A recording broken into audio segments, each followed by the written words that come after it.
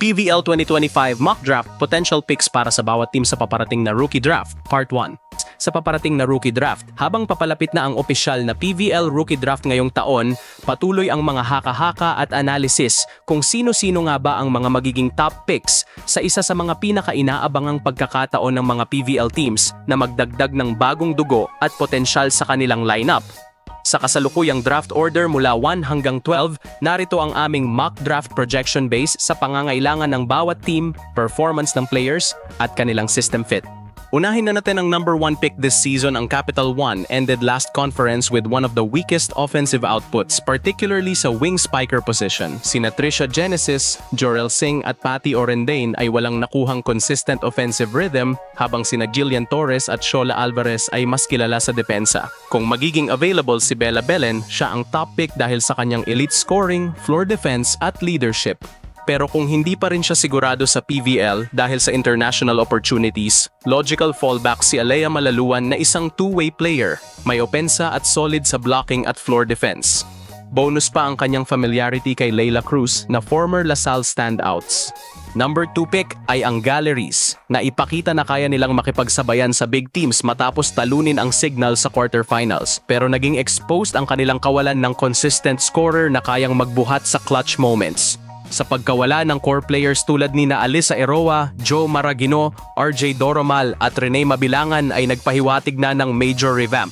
Kaya't ang pick na si Lion de Guzman na may killer instinct, aggressive playstyle at go-to mentality mula sa Ateneo ay solusyong swak sa kakulangan ng Galleries sa finishing power.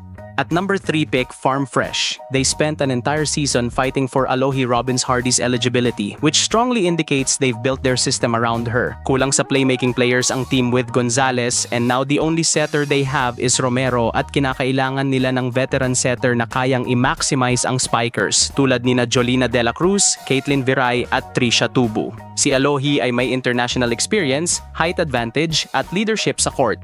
Reunion din ito sa kanyang former Signal teammates with Rad and Dionela.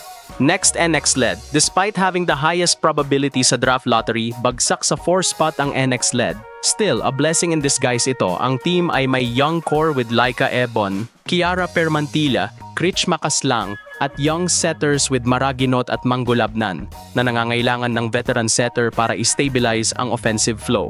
Tia Andaya brings not only international experience in Romania and Albania, but also strong game vision and tempo control, which are crucial in maturing this team system. I think perfect fit siya sa system ni Coach Ettore. Number 5 pick is Zeus under Coach Jerry Yee. Strategic and familiar picks ang priority. Si Micah Go ay hindi lang product ng kanyang system sa CSB, kundi isa rin sa mga pinaka-intelligent at composed na open spikers sa college level. Kilala si Coach Yee sa pag-develop ng players into system players, at si Go ay coachable, steady sa opensa, at may clutch performance record. Bilang bagong team sa PVL, Zeus needs leaders like her.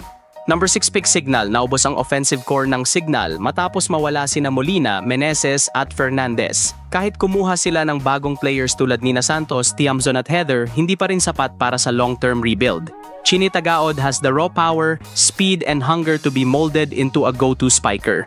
Kung mawawala pa sina Gandler at Katindig for national team duties, mas lalo pang kakailanganin ng team ng fresh, explosive scorer.